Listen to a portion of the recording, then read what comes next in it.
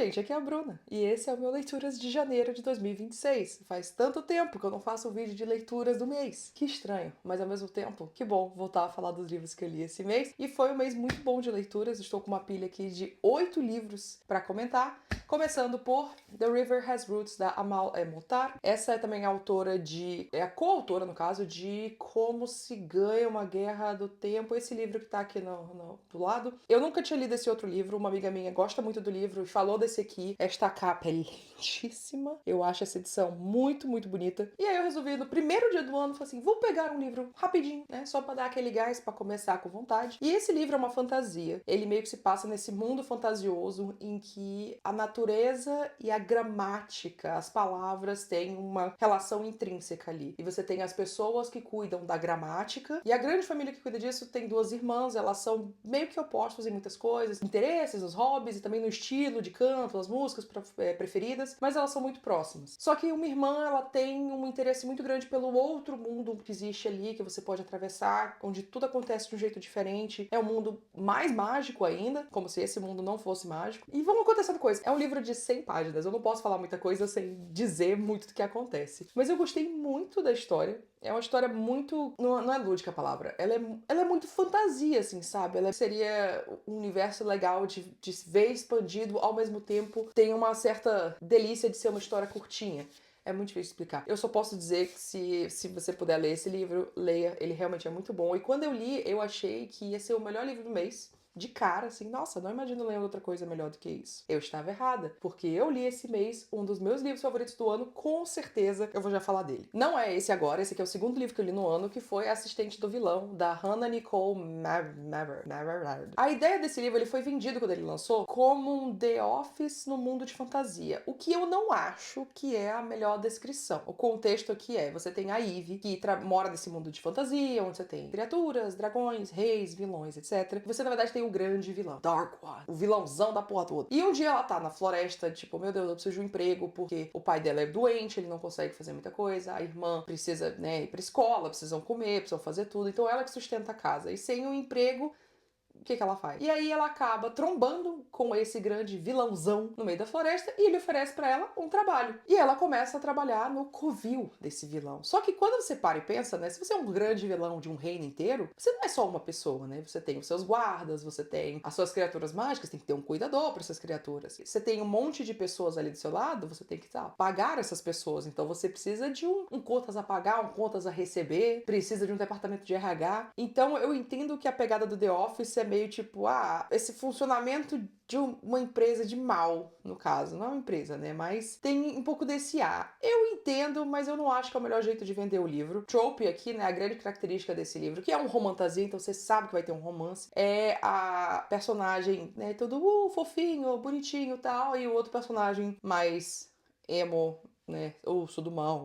Então você tem esses opostos assim. Primeiro de cara, eu vou falar que eu gostei. Eu dei 3 estrelas. Eu achei que foi bacana, foi muito legal. Tem umas comédias aqui que eu realmente ri, tipo, eu li, tipo, alto. É um livro de estreia.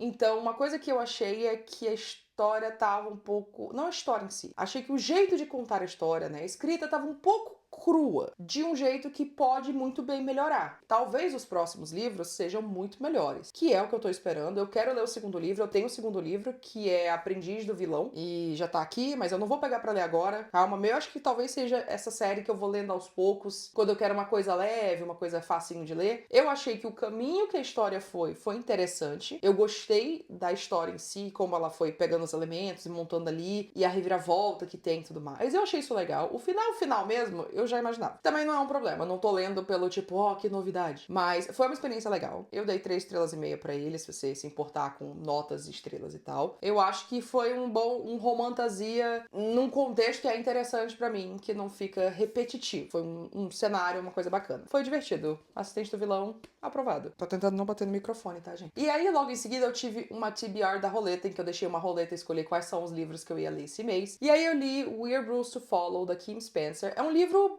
YA, meio que começa middle grade, mas é YA. E fala sobre uma menina chamada, o nome dela é Mia, eu esqueci já, meu Deus do céu. E conta a história da Mia, que é uma menina indígena que mora na British Columbia, na Colômbia Britânica, aqui no Canadá, nos anos 80, e ela tem uma melhor amiga, que é a Lara, que é uma menina não indígena, e o livro vai contando meio que o dia a dia delas, assim, como que é a vida, em pequenos capítulos de... Nossa, eu acho que o maior capítulo deve ter, sei lá, 6 páginas, 8 páginas. Então são histórias bem curtinhas, que não é uma parada muito sequencial, né? Ela só vai contando as coisas, acompanhando ao longo dos anos. Começa por um bom tempo elas ali com 8, 10 anos. Chega uma hora que ele dá uns saltos maiores, assim. Eu acho que primeiro ele tá fazendo a introdução de muita coisa, muitos contextos, família e tal. E esse livro, ele foi muito bom. É um livro de estreia também. Eu achei que ele foi muito bom pro livro de estreia. Eu achei que a autora foi muito... Ela falou sobre assuntos muito difíceis de abordar de um jeito muito sensível. Ao mesmo tempo, essa perspectiva da narração da Mia, você vê ela questionando algumas coisas que a gente pega quando a gente é criança, mas a gente só vai processar depois. Por que isso aconteceu? Por que os adultos falavam isso? Por que eu me senti assim nessa situação? Por que essa situação aconteceu? Infelizmente, você tem as situações de racismo que ela enfrenta. Como adulto, lendo essa história, a gente sabe o que é isso, a gente sabe o que tá acontecendo, e são essas microagressões, que na verdade não são micro, que vão ficando guardadas, né? E aí vão se desenvolvendo com o tempo, e como a gente não fala sobre isso, a gente não lida com isso, se acumula. É um livro difícil de ler, porque ninguém quer ver uma criança passando por essas situações, mas é uma realidade. O livro foi muito inspirado na história da autora crescendo nos anos 80. Gostei muito da escrita da autora, como eu falei, para um livro de estreia, achei que foi muito legal. Quero continuar lendo o que ela tem para escrever. Ah, eu esqueci de falar, que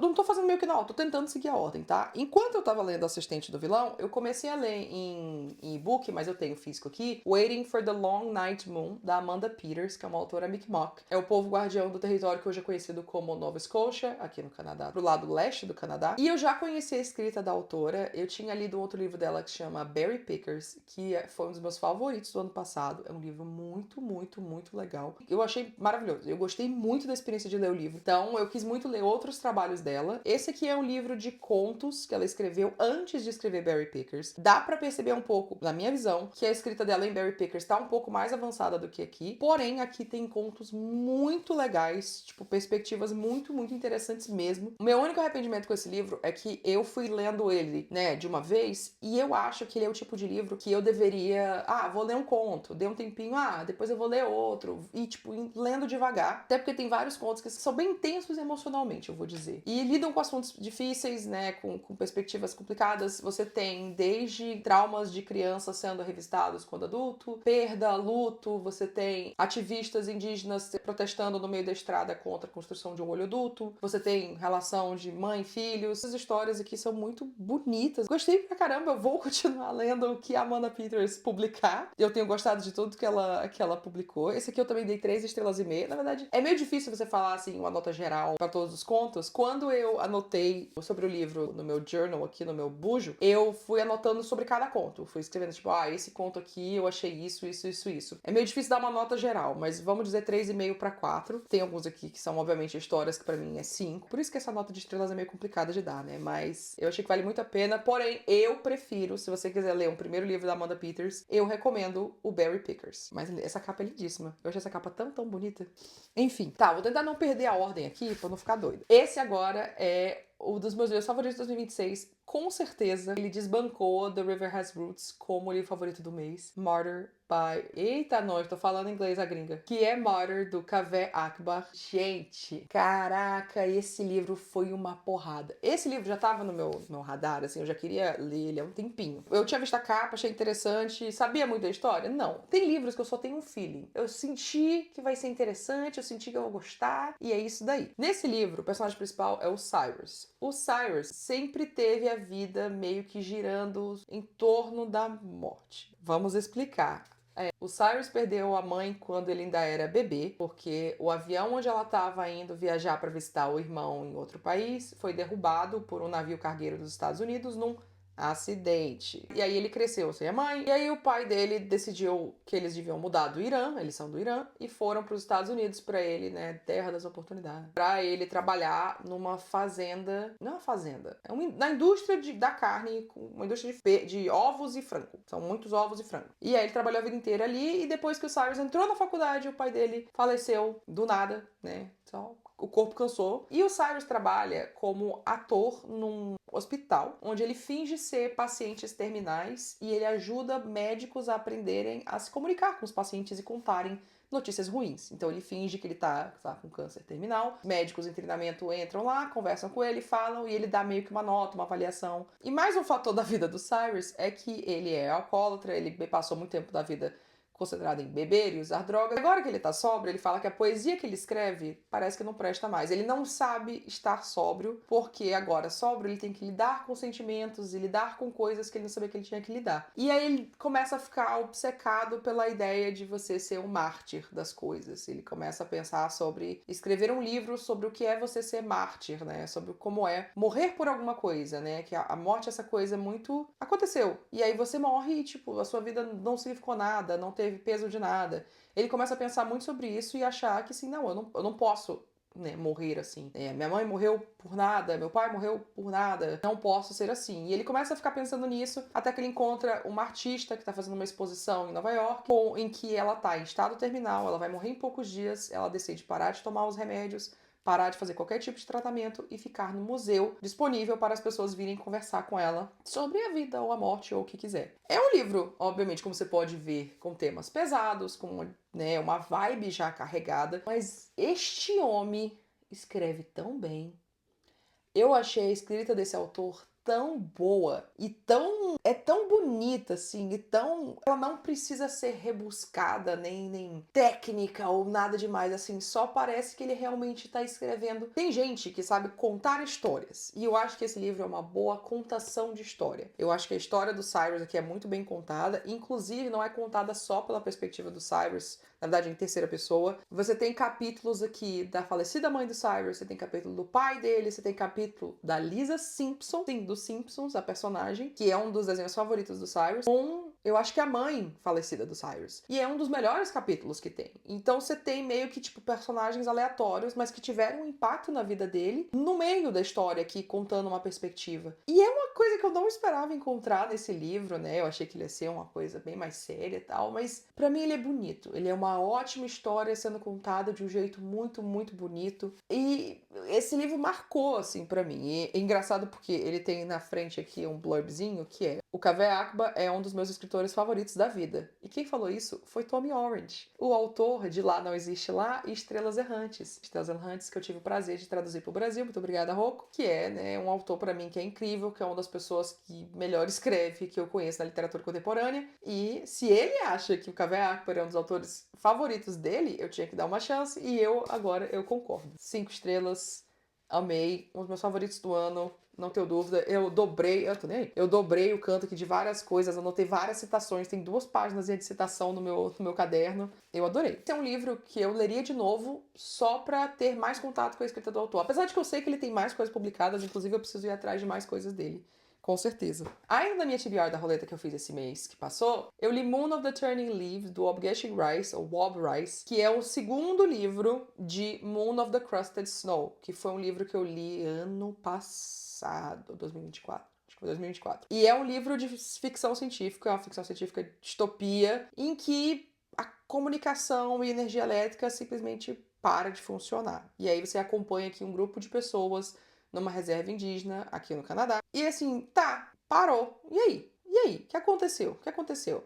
Você tem a perspectiva deles, né, na comunidade mais isolada. E assim, tá, a gente não sabe o que tá acontecendo. A gente não sabe se a gente sai pra ver o que tá acontecendo, se a gente fica aqui, vai ser mais seguro, porque, né, o que será que tá acontecendo lá fora, no mundo e nos outros lugares, em cidades maiores e tal. Vamos cuidar dos nossos e fazer nossas coisas. Acontecem várias coisas nesse livro. É muito legal. Muito, muito, muito, muito bom. E aí, esse livro aqui se passa 20 anos depois do que tudo aquilo aconteceu. Não dá pra falar muito sobre a história desse livro sem contar um pouco do que acontece no primeiro. Mas aqui você tem personagens que decidem assim, ok, vamos ver se tem mais gente aqui por perto onde a gente parou, vamos ver tentar descobrir o que aconteceu um pouco e se a gente vai realmente continuar só onde a gente tá, onde a gente parou aqui. E aí meio que essa exploração. Esse livro pra mim é interessante porque ele não é um livro de respostas. e ele não é um livro de começo, meio e fim. A sensação é de ser meio que um... A história tá toda aqui. Eu peguei só esse trecho pra você ter um pouco mais de contexto desses personagens e tal. Não é todo livro que faz isso de depois que você termina de ler, você sabe que, né, acabou ali, os personagens acabaram ali e tal. Mas tem livros que você fica pensando, esses personagens, eles vão continuar vivendo além do livro, né, no imaginário aí, num mundo de ficção. E eu só vi até essa parte, eu só pude assistir até essa parte aqui, e agora eles vão continuar e fazer outras coisas. E eu gosto quando o livro me dá essa sensação, e foi isso que ele me deu. Essa também, eu acho que a escrita desse autor muito, muito, muito boa. Eu fiquei ouvindo o audiolivro dele, e quando eu tava fazendo o vlog da TBR de Roleta, que deve estar aqui em cima no card pra você assistir, eu tive que ativamente falar assim, peraí, eu vou pausar e vou gravar um pouquinho, porque eu já tava em 70% e eu nem tinha visto. Tipo, gente, eu preciso comentar alguma coisa do livro antes de eu terminar, porque senão eu só vou ler o livro uma porrada só e foi. Então, o livro prende, eu acho que... Ele não tem, tipo, capítulos curtinhos, não há nenhum recurso técnico ou algo assim que faz que ele seja rápido. Eu acho que você só fica realmente muito engajado na história. Gostei muito, muito desse. Fiquei muito feliz de ter lido esse. Fico triste agora que não tem muitas outras coisas desse autor pra eu ler já publicadas. Eu espero que em breve ele lance mais coisas. Mas super, super, super recomendo. É algo distópico, mas pode ser muito próximo da nossa realidade, no caso. Muito, muito próximo. E aí, o penúltimo livro que eu li esse mês foi The Anthropocene Reviewed, do John Green. Em português ficou Antropoceno, Notas ou Ensaios, ou alguma coisa sobre a vida na Terra. Tá aqui a capa em português. John Green, autor de A Culpa das Estrelas, Cidade de Papel, A Tartaruga Tá Lá Embaixo, várias coisas do tipo. Eu já tinha lido os livros do John Green há muitos anos, sempre li os livros dele. Sou fã de alguns dos livros dele. Tartaruga Tá Lá Embaixo, pra mim, é um livro muito, muito bom. E esse aqui é um livro de não ficção dele, em que ele literalmente faz ensaios sobre como é viver no antropoceno, né? Que é esse período geológico em que a gente vive, em que a humanidade tem uma grande influência sobre o contexto onde ela vive. E foi melhor do que eu esperava, sinceramente. Na verdade, eu não esperava que fosse ruim. Eu só não sabia bem o que esperar, mas eu acho que depois de ler, eu falei assim, tem muito cara do livro do John Green mesmo, sabe? A voz dele é muito...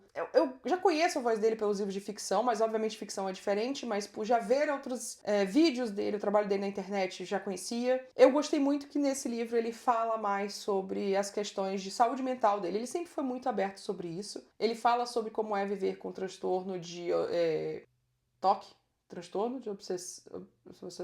Como é viver com toque, sobre episódios de depressão que ele teve na vida. Ele fala sobre a vida dele antes dele ser uma figura pública e a vida dele com a parceira de vida dele, com os filhos, enfim. Tem alguns ensaios aqui que eu achei muito legais. Tem uns que eu achei um pouco meio viagem, mas eu entendi. Então é um livro equilibrado, assim, algumas histórias tipo, legal, ok. E tem umas que eu fico, que bom. 3,5 para 4. Eu acho que vale a pena, se você já conhece o trabalho do John Green. Se você não conhece também, eu acho que tem ensaios interessantes aqui. Eu acho que valeu a pena. Eu gostei da escrita do John Green. Eu espero que ele continue escrevendo coisas de não ficção, porque eu teria interesse em continuar lendo. E aí, a última leitura pra mim do mês foi uma graphic novel de um artista que eu gosto muito, muito, muito, que é Kay O'Neill. Se chama A Song for You and I. Eu não sabia que ele tinha lançado esse trabalho. Kay O'Neill escreveu The Tea Dragon Society, que é um dos meus quadrinhos favoritos. É um trabalho tão bonito. As artes são incríveis, assim. Eu acho o estilo simples e delicado e lindo. E aqui você tem a história de Rowan, que tá treinando pra ser um Ranger. Não sei o que seria descrever Ranger. E aí Rowan conhece Leon, que é um menino que gosta de tocar violino. Muito relaxado, muito tranquilo com a vida, né? Ele pastoreia ali umas ovelhas e tal. E aí acontece uma situação em que acaba que Rowan e o seu cavalo alado,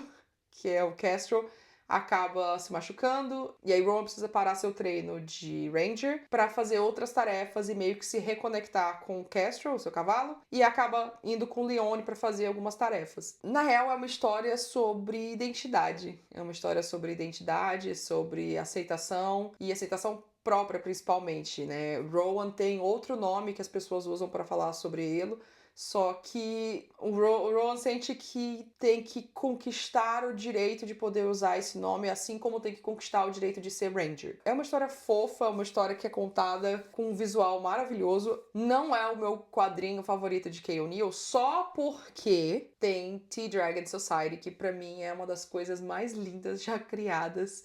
tem jogo de Dragon Society, é uma das minhas coisas favoritas. Não dá pra competir com dragões, na minha opinião. Adorei, adorei, não é, tipo, tirando daqui. Temas muito parecidos em Dragon Society, tem questão de aceitação, tem questão de identidade, tem questão de amizades, relacionamentos e amor não romântico.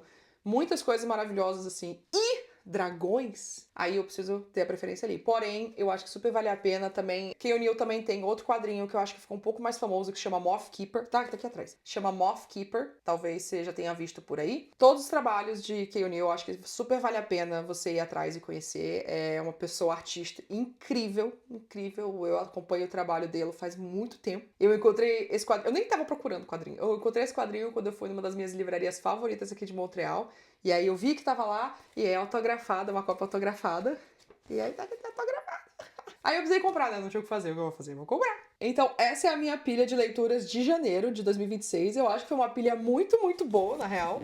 Não esperava que eu ia ler tantos livros assim. Foram todos livros bons. Nenhum foi abaixo de 3,5 aqui, né? E que pra mim 3,5 já é uma nota muito boa. Que 3 pra cima é bom. 8 livros lidos em janeiro. Me conta aqui nos comentários o que você leu esse mês e se você ficou afim de ler algum desses livros que eu mostrei aqui. Se você gostou desse vídeo, considere se inscrever aqui no canal para continuar acompanhando as minhas leituras e eu vejo você no próximo. Tchau!